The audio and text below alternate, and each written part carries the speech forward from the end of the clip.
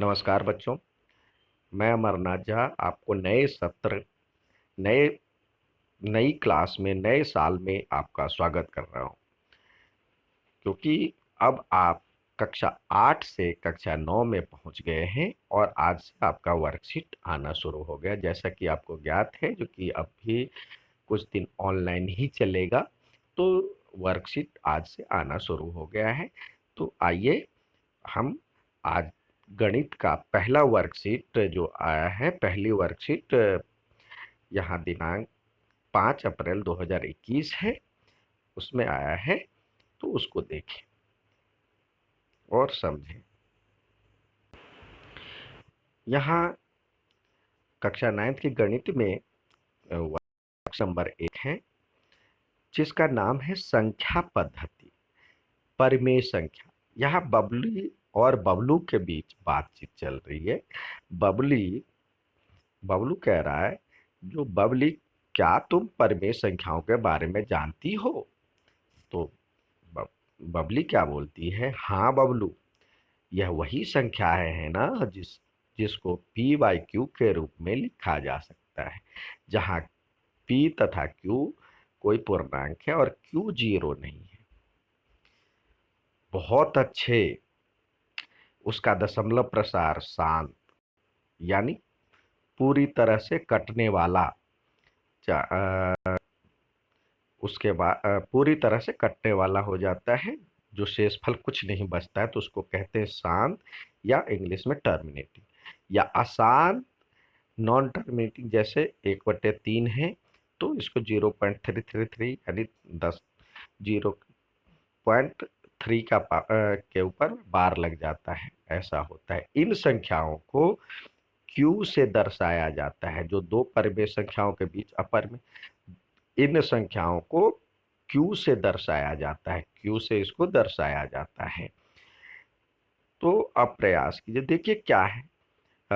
जब हम एक बार संख्या पढ़ने से पहले, आपने इससे पहले नेचुरल नंबर पढ़ा था, जिसको गिनती की संख्या कहते हैं, इसको एन से दर्शाते हैं। उसके बाद उसमें होल नंबर आ गया था, नेचुरल नंबर यानी प्राकृतिक संख्या इसको कहते हैं, प्राकृतिक संख्या, जिसे हम गिनती की संख्या भी कहते हैं। उसके बाद आता है होल नंबर, एक सदस्य इसमें और जुड़ जाने से होल नंबर डब्लू से शुरू होता है, तो उसको कहते हैं पूर्ण संख्या, जिसमें इसमें जीरो और आ जाता है, तो पूर्ण संख्या बन जाता है। इसके बाद आता है आपका इंटीजर्स, जिसको हम पूर्णांक भी कहते हैं, जिसमें क्या होता है, प्राकृतिक संख्या, जीरो, विद जीरो, और उसका प्राकृतिक संख्या का ऋणात्मक भी, तो पूर्णांक संख्या इसमें माइनस भी आ जाता है। अब ये जैसे परिमेय संख्या, तो आपने देखा जैसे यहाँ जीरो था, यहाँ एक है, दो है, तीन है, इस तरह से एक दो तीन, ये तो हो गया प्राकृतिक संख्या, ये इस तरह से बढ़ता जाएगा। और ये यहाँ से शुरू हो जाता है, तो हो जाता है होल नंबर, जिसको पूर्ण संख्या कहते हैं। अब इधर इसका माइनस भी हो जाता है, -1, -2, तो इस तरह से बढ़ता जाता है, तो ये पूरा हो जाता है इंटीजर्स। अब इसके बीच की भी संख्याएं होती है, इसके बीच में आधा, ढाई, आधे, 1/3, तो ये बीच की भी संख्याएं होती है, तो ये उसको कहते हैं हम, जिसके बारे में पढ़ रहे हैं, जिस क्यू से दर्शाते हैं, जिसको हम कहते हैं परिमेय संख्या, परिमेय संख्या, जिसे पी बाई क्यू के रूप में दर्शाते हैं। अब ये बात आता है, कोई बच्चा पूछता है, तो ये एक दो संख्याओं के बीच में बहुत सारी संख्याएं हो सकती है, जैसे जीरो है और एक है। आपको एक रोटी दे दे, तो आप 4 टुकड़े, 5 टुकड़े, 6 टुकड़े, जितने टुकड़े कर सकते हैं। जितनी बड़ी रोटी होगी, उतने बड़े टुकड़े करने में आसानी होगी, तो इस तरह से आप कर सकते हैं। तो किसी दो संख्याओं के बीच में अपरिमेय संख्या, बहुत सारे अनगिनत संख्याएं निकल सकती है। तो इसको निकालने के लिए भी आसान तरीके में बता देता हूँ, जैसे 2/3 है और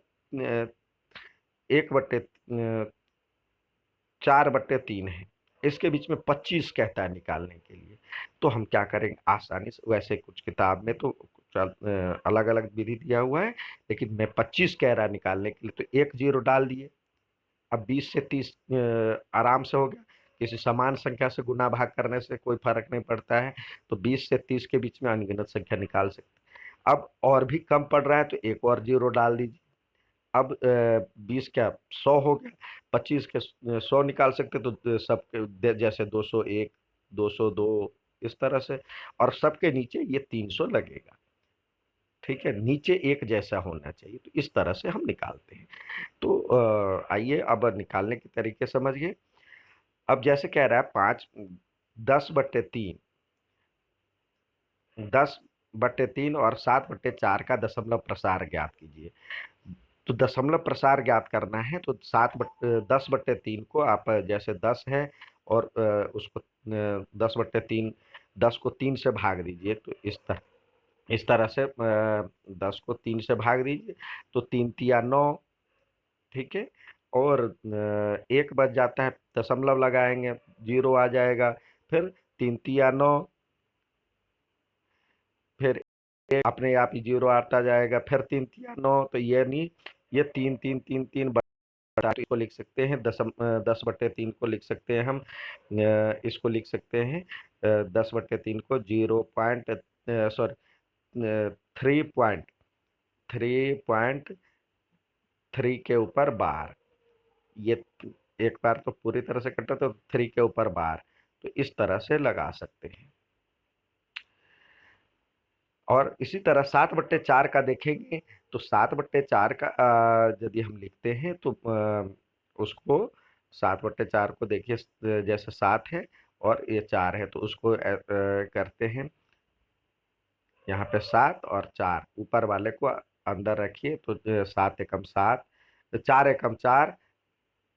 अब 3 बचा, दशमलव डाल दें, तो 7 7 28, 2 बचा और जीरो, तो 4 पंचे 20, पूरी तरह से कट गया। तो ये क्या हो गया, पहले वाला तो अशांत और आवर्ती था, और ये हो जाएगा शांत। तो ये इसको हम लिख सकते हैं 7/4 को 1.75, तो इसको लिख सकते हैं 1.75, और ये था 3.3333, इस तरह से लिख सकते थे।